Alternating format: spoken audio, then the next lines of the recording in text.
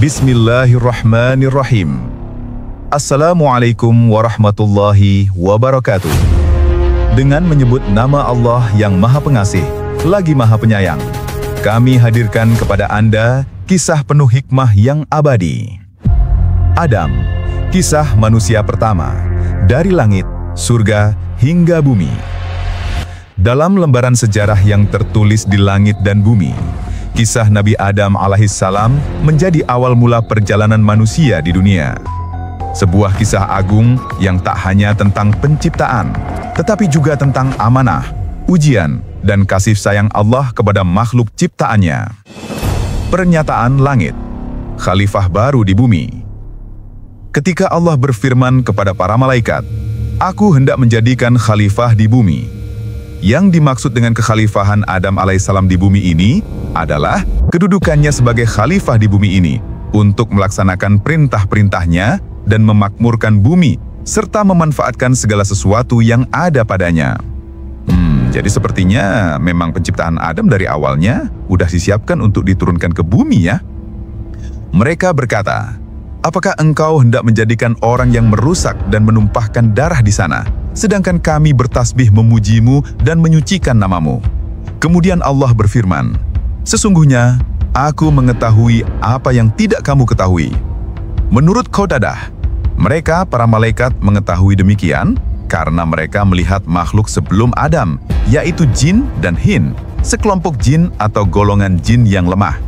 Menurut Ibnu Umam, 2000 tahun sebelum Adam diciptakan, jin sudah ada menempati bumi. Lalu mereka menumpahkan darah, maka Allah Subhanahu wa Ta'ala mengutus satu pasukan malaikat, lalu mereka mengusirnya ke jazirah laut. Penciptaan manusia pertama. Maka Allah menciptakan Adam alaihissalam dari tanah, unsur yang rendah hati namun kokoh, dan dari air yang menghidupkan. Lalu Dia membentuknya dengan sebaik-baik bentuk dan meniupkan ke dalamnya ruh ciptaannya. Maka berdirilah manusia pertama dengan segala kesempurnaannya.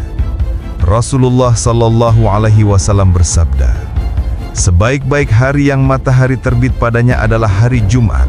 Pada hari itu Adam diciptakan, pada hari itu ia dimasukkan ke surga, dan pada hari itu ia dikeluarkan darinya, dan kiamat tidaklah terjadi kecuali pada hari Jumat." Hadis riwayat Bukhari dan Muslim.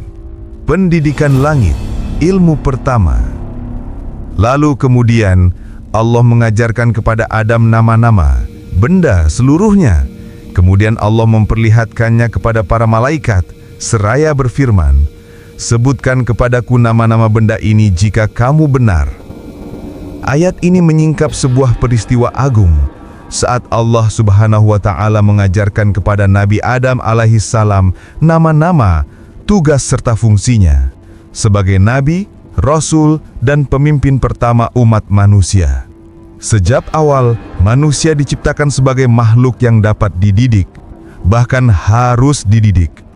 Bayi manusia ketika lahir tak berdaya, tubuhnya lemah, akalnya belum berkembang. Namun melalui proses pendidikan, manusia bertumbuh dari makhluk yang tak mampu berbuat apa-apa menjadi sosok yang mampu menguasai berbagai pengetahuan dan keterampilan.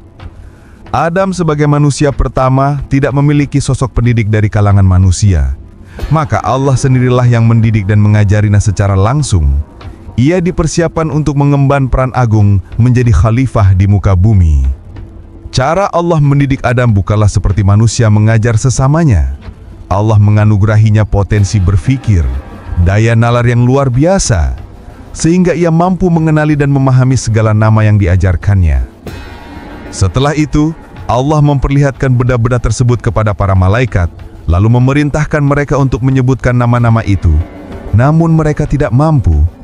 Inilah saat kebenaran terungkap.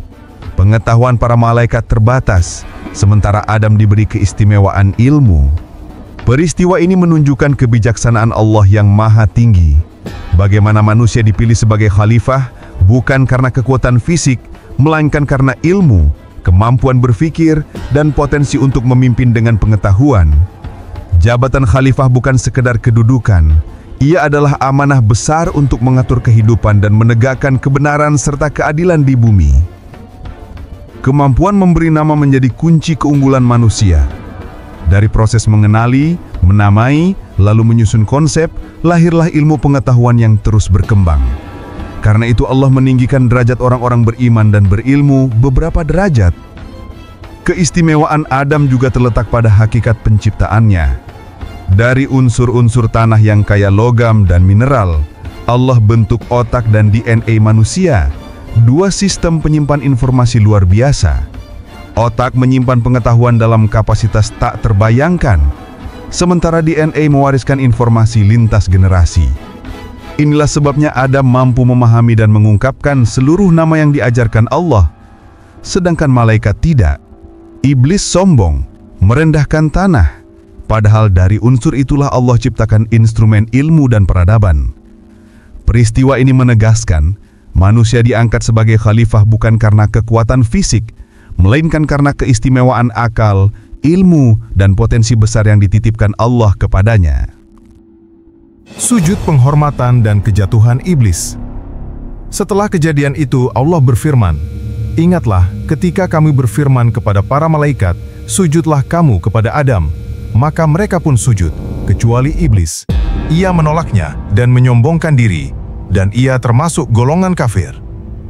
Setelah Allah mengajarkan ilmu kepada Adam alaihissalam, Dia memerintahkan para malaikat untuk bersujud sebagai bentuk penghormatan, bukan penyembahan. Sujud ini menandakan pengakuan atas keistimewaan Adam dan amanah besar yang kelak dipikulnya sebagai khalifah di bumi.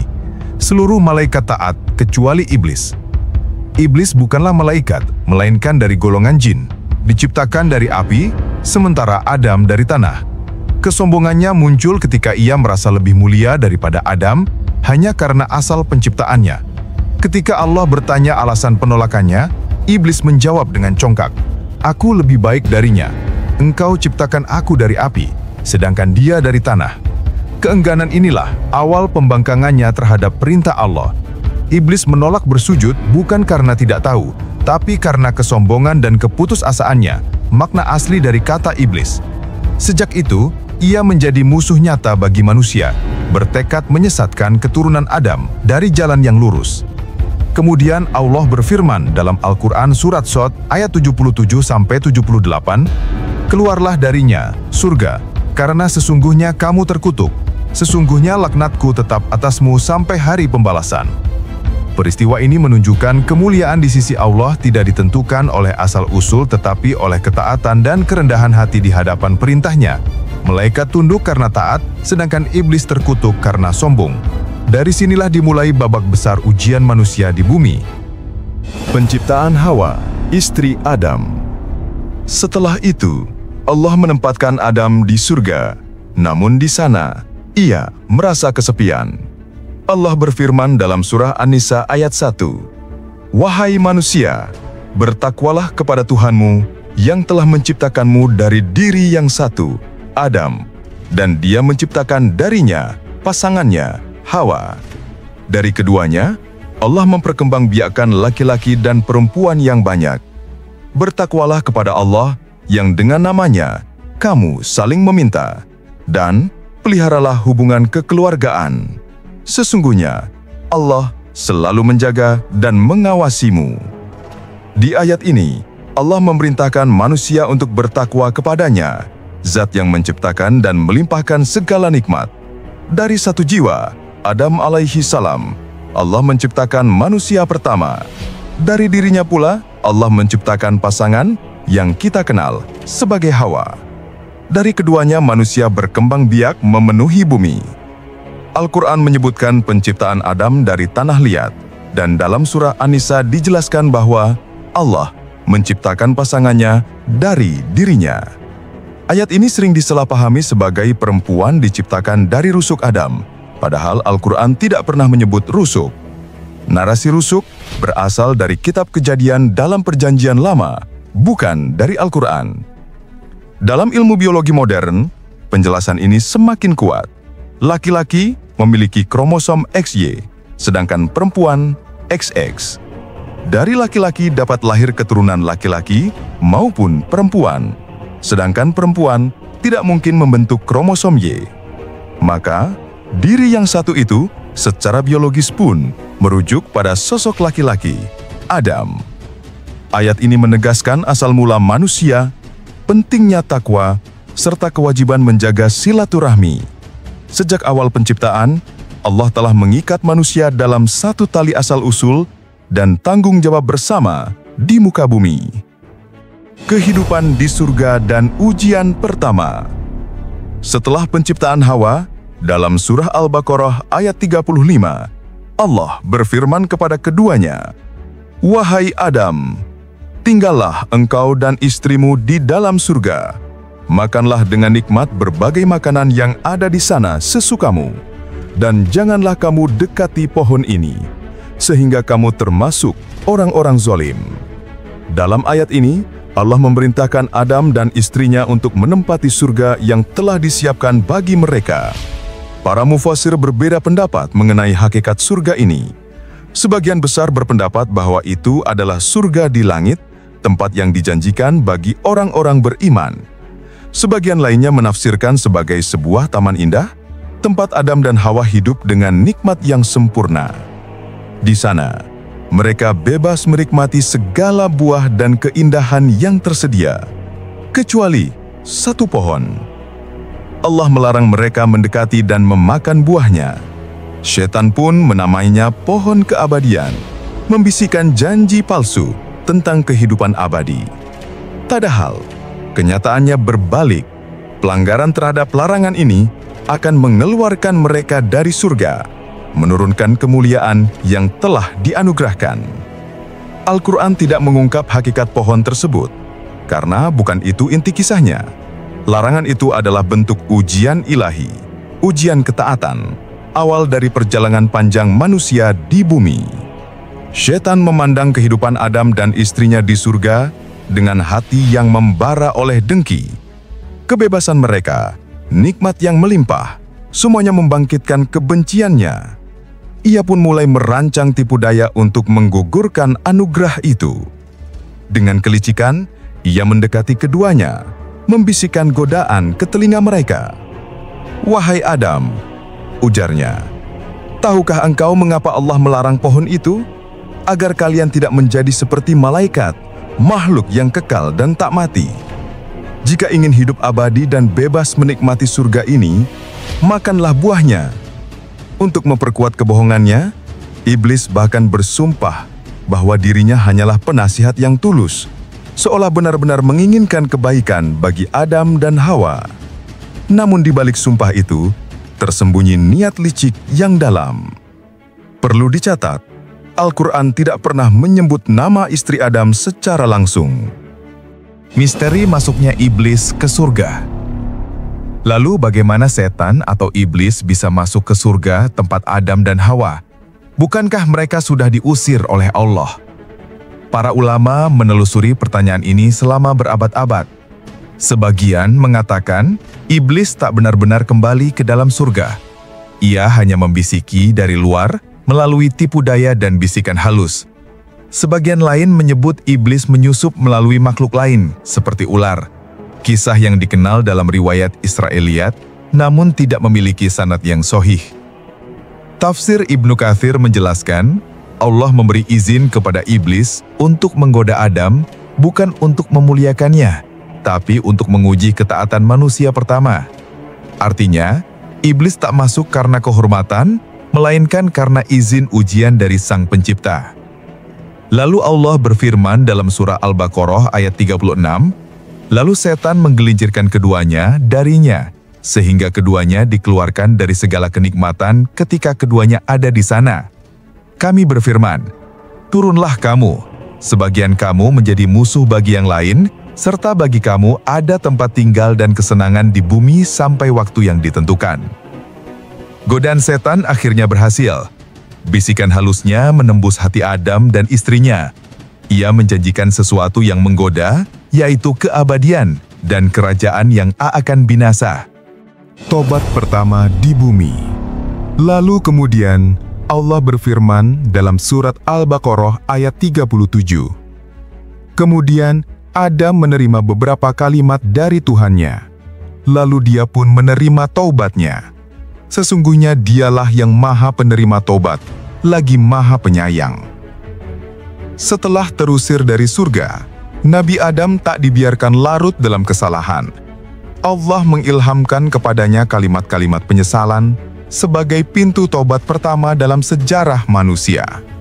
Dengan penuh kerendahan hati, Adam dan Hawa berseru, "Ya Tuhan, kami telah menzalimi diri kami sendiri.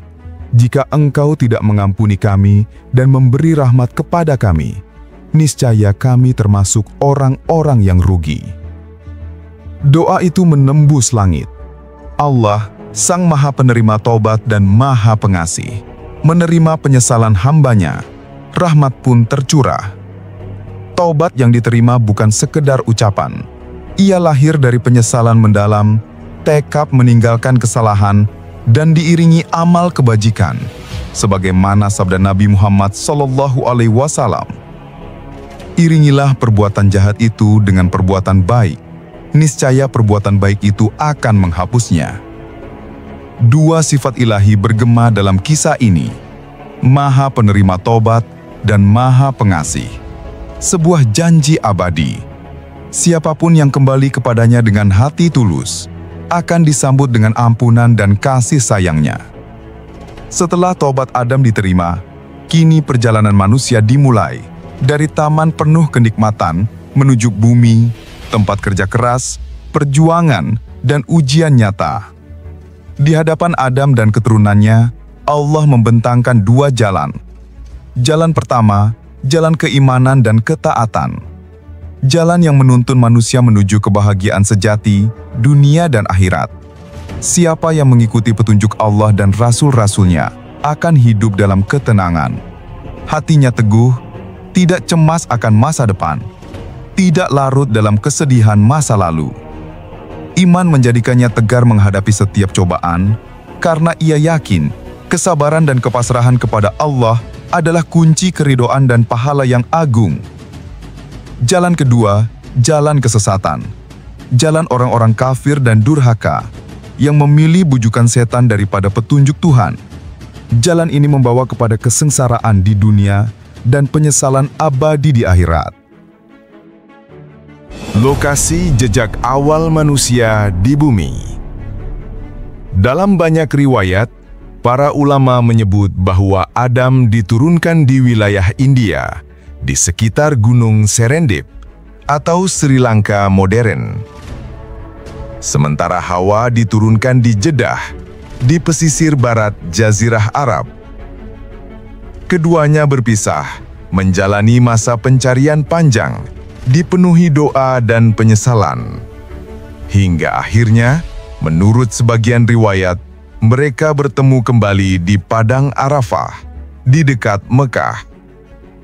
Dari kata Arafah, artinya mengenal, tempat itu disebut Arafah, simbol pertemuan dan pengenalan kembali antara dua manusia pertama. Dalam Al-Quran Surat Al-A'raf ayat 25, Allah berfirman, "Di sana kamu hidup, di sana kamu mati, dan dari sana pula kamu akan dikeluarkan atau dibangkitkan." Tidak ada ayat Al-Quran yang secara eksplisit menceritakan pertemuan kembali antara Nabi Adam alaihissalam dan Hawa setelah diturunkan ke bumi. Al-Quran hanya menyebut bahwa Allah menurunkan Adam, Hawa, dan Iblis ke bumi setelah peristiwa pelanggaran di surga yang tertuang dalam Al-Quran Surah Al-Baqarah ayat 36. Riwayat tentang pertemuan di Padang Arafah datang dari penjelasan tafsir klasik dan kisah athar, seperti dalam tafsir Al-Tha'labi, tafsir At-Tabari, tafsir Al-Qurtubi, tafsir Ibnu Katsir. Juz 1, tafsir Quran Surah Al-Baqarah, ayat 36.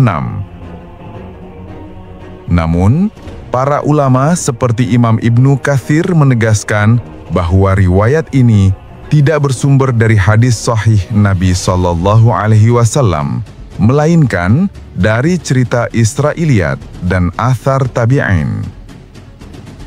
Artinya, boleh disampaikan sebagai pelengkap sejarah selama tidak diyakini sebagai kebenaran mutlak. Kabil dan Habil, tragedi pertama di bumi.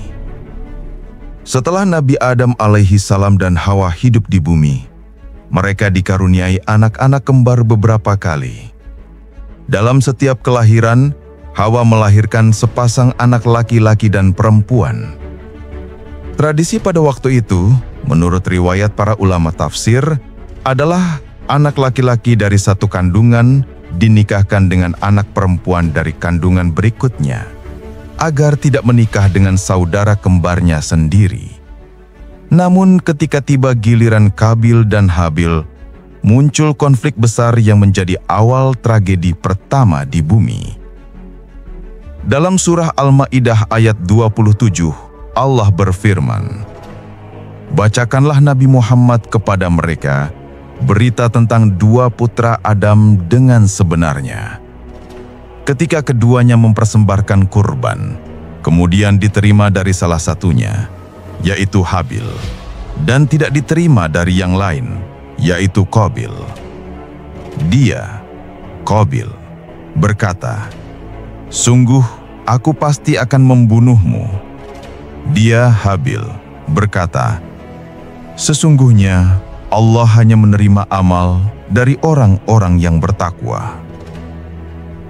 Menurut riwayat Ibnu Abbas, Ibnu Umar dan para ulama lainnya, Qabil adalah seorang petani, sedangkan Habil seorang penggembala.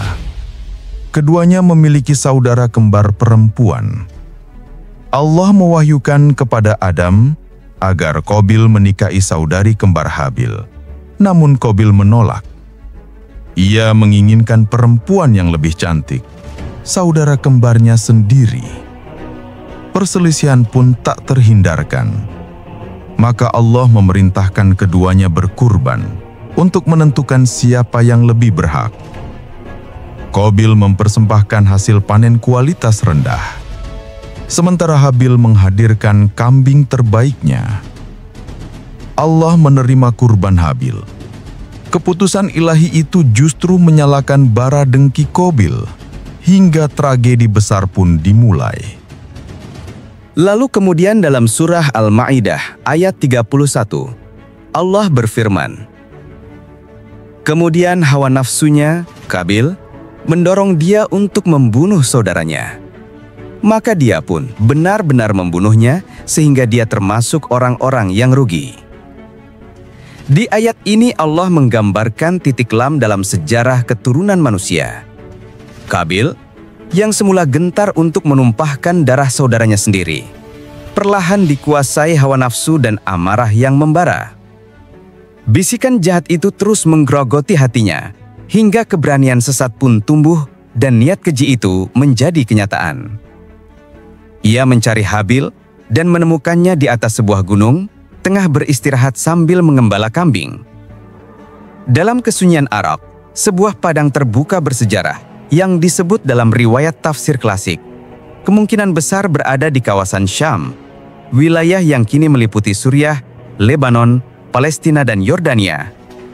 Qabil mengangkat sebongkah batu besar, dan dengan satu hantaman, ia mengakhiri hidup saudaranya yang saleh. Tindakan itu menjadi dosa besar pertama dalam sejarah manusia. Sebuah pembunuhan yang menggoreskan luka dalam peradaban keturunan Adam. Sejak saat itu, Qabil menjadi orang yang merugi. Di dunia, ia kehilangan saudaranya yang bertakwa. Dan di akhirat, ia kehilangan kenikmatan yang dijanjikan bagi orang-orang yang bertakwa. Allah melanjutkan kisah ini dalam firman-Nya, surat Al-Maidah ayat 31. Kemudian Allah mengirim seekor burung gagak untuk menggali tanah supaya dia memperlihatkan kepadanya bagaimana cara mengubur mayat saudaranya. Qabil berkata, "Celakalah aku, mengapa aku tidak mampu berbuat seperti burung gagak ini sehingga aku dapat mengubur mayat saudaraku?" Maka jadilah dia termasuk orang-orang yang menyesal. Peristiwa ini adalah pembunuhan pertama dalam sejarah manusia. Karena Qabil yang pertama membuka pintu kejahatan ini, maka setiap pembunuhan zalim setelahnya, ia tetap mendapat bagian dosanya. Sebagaimana sabda Nabi Muhammad SAW, tidaklah dibunuh seseorang dengan zalim, melainkan anak Adam yang pertama, Qabil, mendapat bagian dosanya, karena dialah yang pertama kali mencontohkan pembunuhan. Hadis riwayat Bukhari dan Muslim. Allah mengajarkan manusia melalui tanda-tanda di sekitar mereka. Kadang seekor burung menjadi guru pertama tentang penguburan, sebuah pelajaran dasar kemanusiaan. Penyesalan yang lahir dari kesadaran dan rasa takut kepada Allah bisa menjadi titik awal taubat. Rasulullah Shallallahu Alaihi Wasallam bersabda, penyesalan itu adalah taubat. Anak penerus risalah dan pelopor kesesatan.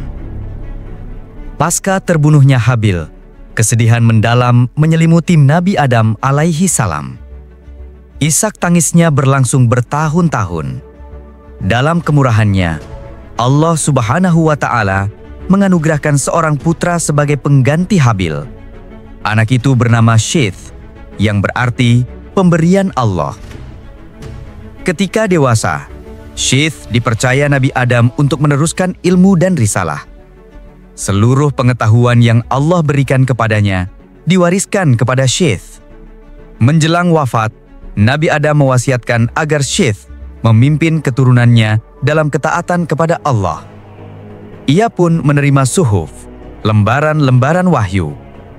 Dari Syithlah, silsilah seluruh manusia berlanjut, sedangkan keturunan Adam yang lain tidak berkembang. Sementara itu, Qabil membawa nasib berbeda. Menurut riwayat, ia melarikan diri bersama saudara kembarnya ke wilayah Adnan di Yaman. Di sana, iblis datang menyesatkannya. Ia membisik-bisikan bahwa kurban Habil diterima karena ia menyembah api, lalu mengajaknya melakukan hal serupa.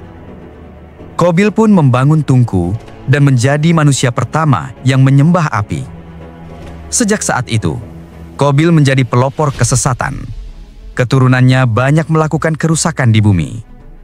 Dalam Al-Quran, Allah menggambarkan kelak orang-orang kafir akan berkata, "Wahai Rob kami, perlihatkan kepada kami dua makhluk yang telah menyesatkan kami dari golongan jin dan manusia.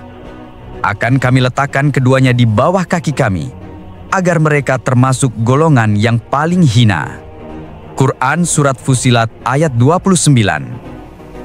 Para mufasir menjelaskan, dua makhluk itu adalah iblis dari kalangan jin dan Qabil dari kalangan manusia. Dua sosok pertama yang menyeret banyak makhluk menuju kesesatan. Wafatnya Nabi Adam alaihi salam. Setelah hidup di bumi selama 960 tahun dan menyaksikan keturunannya berkembang hingga ratusan ribu jiwa, tibalah saat Nabi Adam alaihi salam dipanggil kembali ke hadapan Allah Subhanahu wa Ta'ala. Menjelang wafat, Nabi Adam jatuh sakit beberapa hari.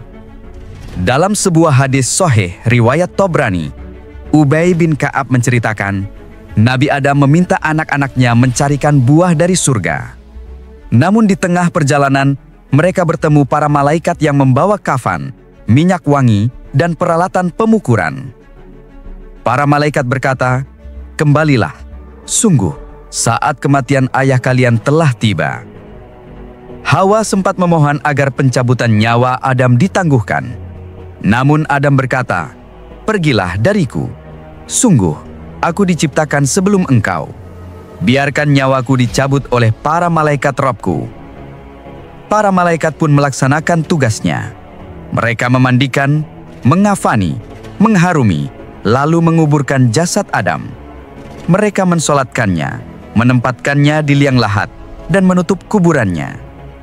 Kemudian mereka berkata kepada keturunannya, "Wahai anak Adam, inilah tata cara pemakaman yang akan kalian lakukan untuk orang-orang yang wafat setelah kalian." Hadis riwayat Tobrani dinilai sahih oleh Ibnu Katsir dan Salim Al-Hilali. Mengenai lokasi makam Nabi Adam dan Hawa, para ahli sejarah berbeda pendapat. Ada yang menyebut Gunung Qubais di Mekah, ada yang mengatakan Baitul Maqdis. Namun menurut pendapat kuat Ibnu Taimiyah, Tidak ada satupun lokasi makam para nabi yang dapat dipastikan kebenarannya, kecuali makam Rasulullah Shallallahu Alaihi Wasallam di Madinah dan makam Nabi Ibrahim alaihissalam di Palestina.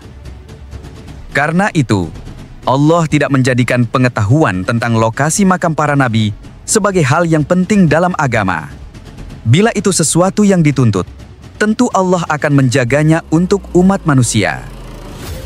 Wafatnya Nabi Adam alaihissalam bukan sekadar akhir kehidupan manusia pertama, tapi juga awal diwariskannya tradisi kematian, pemakaman, dan keimanan. Dari sinilah perjalanan keturunan manusia berlanjut dengan membawa amanah tauhid di muka bumi. Wallahu a'lam bissawab. Semoga kita menjadi hamba yang mengambil pelajaran dari kisah pertama dalam sejarah manusia. Kisah seorang ayah yang diajarkan langsung oleh Allah tentang arti taat, sabar, dan kembali kepadanya.